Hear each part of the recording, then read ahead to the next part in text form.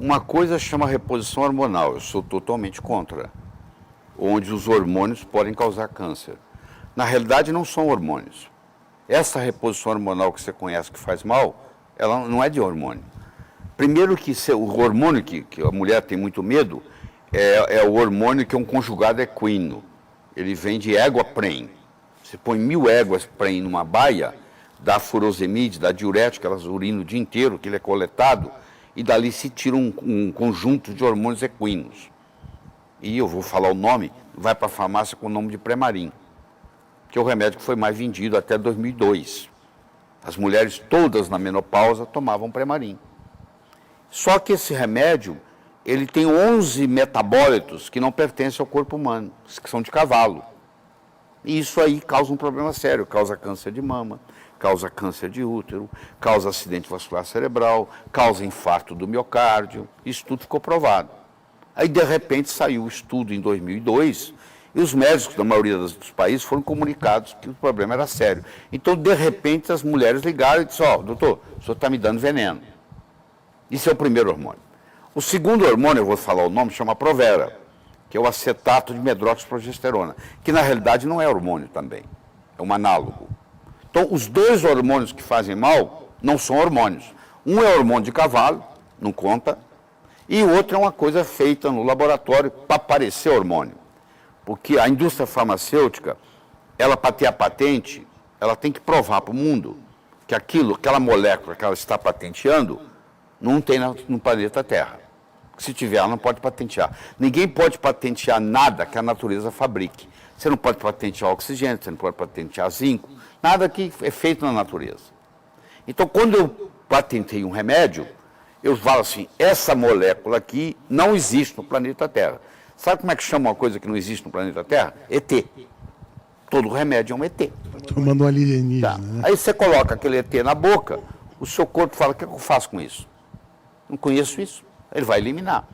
Então, o acetato de medroxiprogesterona, eles pegaram a progesterona, que é produzida pelo seu ovário, só que eles não podem vender progesterona, porque progesterona não tem patente. E se eu vou vender um remédio que não tem patente, eu abro um mercado, o outro vem na fila e toma o meu mercado. Tem mais de 1000 indústrias farmacêuticas esperando para pegar uma brecha no mercado. Então, o que eu faço? Eu pego a molécula de progesterona, modifico ela, faço o acetato de medroxiprogesterona, falo que isso não existe no planeta Terra, não existe mesmo, aí eu ganho uma patente. Eu tenho 17 anos para ser exclusivo meu, essa patente. Só que isso não é hormônio. Então, o hormônio que faz mal não é hormônio, para começar. Aí, o que acontece? Quando isso foi mostrado, eles começaram, então, a trabalhar com o hormônio que você tem no corpo, que é chamado de hormônio bioidêntico, que o pessoal aqui fica discutindo se existe, se não existe.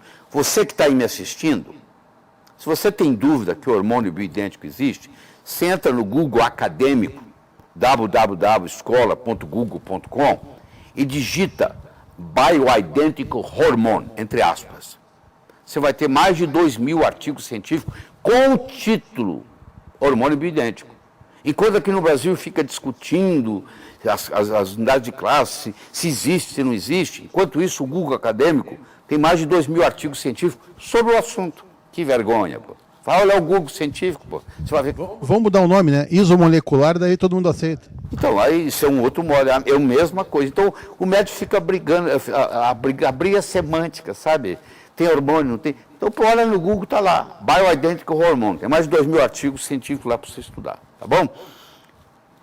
Esse Bioidentical Hormone, ou seja, esse hormônio que é igualzinho que você tem no corpo, tridimensionalmente, ele não tem os mesmos problemas dos hormônios falsos. Mas também é uma coisa, se eu pedir você para tomar 3 galões de água entre hoje e amanhã, você provavelmente vai ser hospitalizada com hiponatremia.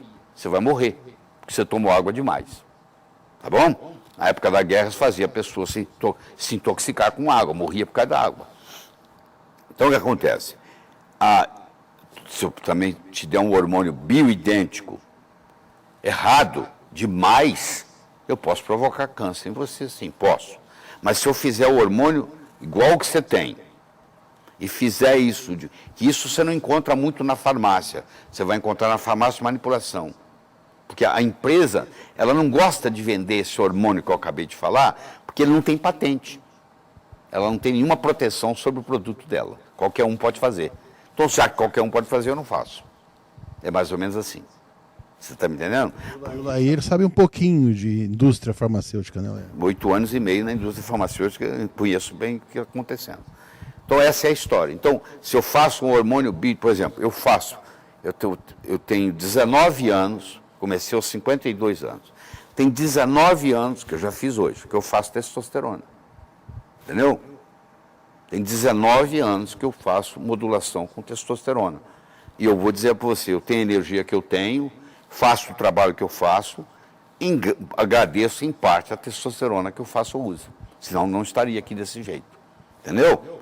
E a mesma coisa eu faço com a minha mulher. Ela também tem 19 anos que ela faz modulação hormonal, com progesterona, com estradiol, com os hormônios femininos, predominantemente. Então aí eu não vejo problema nenhum.